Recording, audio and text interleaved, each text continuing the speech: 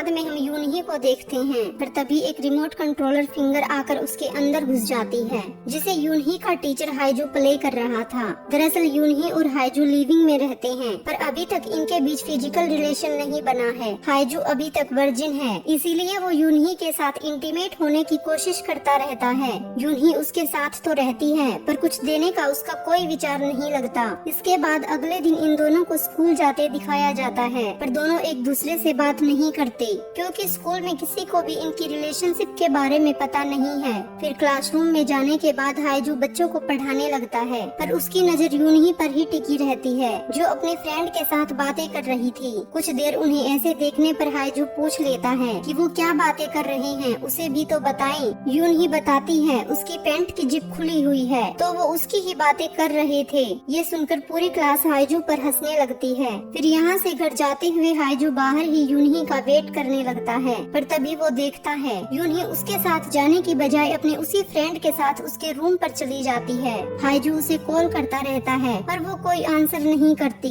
ये लोग रूम पर रोमांटिक होकर इंटीमेट होने ही वाले थे, पर तभी यूनही हाइजू का मैसेज देखती है, जिसमें लिखा हुआ था उसने उसे फ्रेंड के साथ कांड करते हुए देख लिया है, अब वो यहाँ नहीं रह सकती, अपना सामान लेकर चली जाए। ये पढ़ते ही यूनही इंटीमेट हुए बिना ही भागती हुई हाइजू के घर आती है और वहाँ रहने के लिए उससे रिक्वेस्ट करने लगती है। तो इतने प्यार से रिक्वेस्ट करते हुए देखकर बेचारा हाइजू पिघल जाता है और उसे वहाँ रहने के लिए अलाउ कर देता है। फिर अगले दिन जब हाइजू अपने टीचर फ्रेंड के साथ गप्पे मार रहा था, तो तभी सिन्हाई नाम की एक सुंदर सी लड़की इनके स्कूल में टीचर की जॉब के लिए इंटरव्यू देने आती है। सभी टीचर सिन्हाई को देखकर बावले हुए जा रहे थे। हाइजू के मुंह से भी लार टपक रही थी, पर आज इंटरव्यू हाइजू ही लेने वाला था, तो वो कुछ नॉर्मल से क्वेश्चंस पूछकर उसे सिलेक्ट कर लेता है। फिर स्कूल खत्म होने के बाद हम हाइजू और यूनही को घर पर देखते हैं। यूनही छोटे कपड़ों में लेटी हुई थी, तो उसे देखकर हाइजू मौके पर चौका लगाने की सोचता है,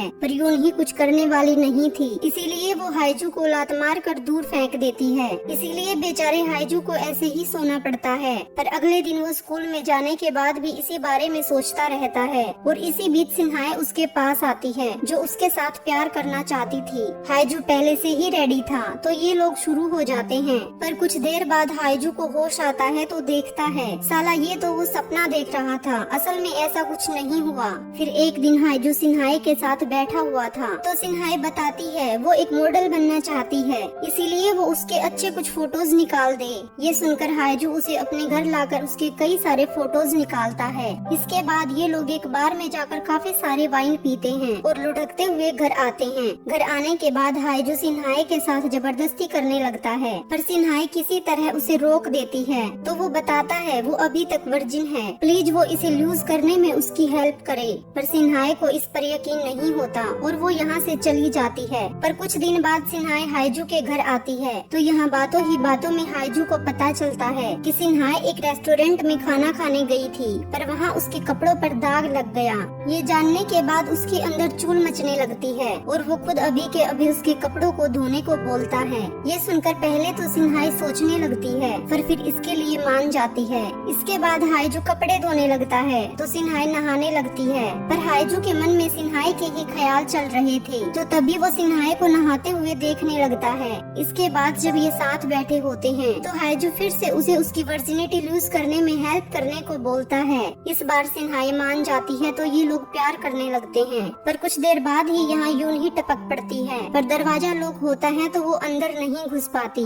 वही काम में लीन इन दोनों की आवाजें बाहर तक जा रही थी, तो यूनही को कुछ समझ नहीं आता ये सब क्या चक्कर है, हाइजू जैसे नल्ले को कोई लड़की कैसे मिल सकती है। अब यूनही घर का मेन स्विच ऑफ कर देती है, तो अंधेरा होने की वजह से हाइजू बाहर आकर स्विच सही करता है। पर इसी बीच मौका पाकर यूनही भी अंदर घुस जाती है, और जब हाइजू उसे देखता है तो उसके होश उड़ जाते हैं। वो उसके और सिन्हाई के रिलेशन के बारे में चुप रहने को बोलता है, तो यूनही भी इसके लिए मान जाती है, क्योंकि वो तो हाइजू को सिर्फ एक फ्रेंड समझती थी। पर अब हाइजू सिन्हाई के बारे में ही बात करता रहता है, तो यूनही को इससे जलन होने लगती है, क्योंकि अब हाइजू ने पहले की तरह उसके आगे पीछे डोलना बंद कर दिया था।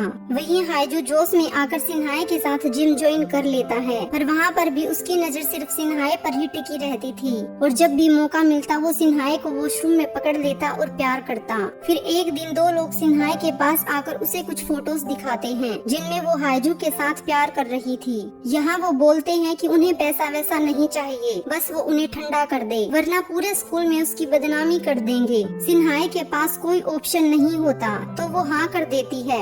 वहीं दूसरी ओर हाइजू का टीचर फ्रेंड होंग जो सिन्हाई को लाइक करता था, पर सिन्हाई ने उसे रिजेक्ट कर दिया था। पर उसने उसे फंसाने के लिए उन दो लोगों को उसके पीछे लगा दिया था जिन्होंने उसके फोटोज लेकर उसे ब्लैकमेल किया, और वो खुद को ठंडा करने की नहीं बल्कि होंग को ठंडा करने की बात कर रहे थे। फिर अगले दिन होंग हाइजू को बोलता है कि वो उसके लिए एक जगह से एक लड़की को पिक करके लाई। हाइजू को पता नहीं था उसने किसे पिक करने को बोला है, पर जब वो लोकेशन पर पहुंचता है तो सिन्हाई को देखकर उसके होश उड़ जाते हैं। ऐसा ही हाल सिन्हाई का भी था, पर कुछ देर बाद सिन्हाई होंग के घर पहुंच जाती है तो वो इंटीमेट होने से पहले साथ में नहाने चले जाते हैं। और यहाँ मस्ती करते हुए सिन्हाई होंग की आंखों को ढक कर बाथटब से बाहर निकल जाती है तो उसकी जगह यून ही आकर होंग के साथ नहाने लगती है। साथ में वो दोनों लोग जिन्हें होंग ने सिन्हाई के फोटोज लेने के लिए हायर किया था, अब वो हाइजू के कहने पर होंग के फोटोज लेने लगते हैं। ये देखकर होंग हैरान रह जाता है। अब उसे सिन्हाई का पीछा छोड़ना ही पड़ता है,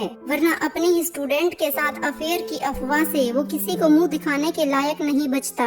इसके बाद हाइजू और सिन्हाई एक दूसरे से प्रॉमिस करते हैं कि वो ऐसे ही हर प्रॉब्लम में एक दूसरे के रहेंगे। फिर ये खुश होकर प्यार करने लगते हैं। तो इसी हैप्पी पॉइंट पर ये मूवी एंड हो जाती है।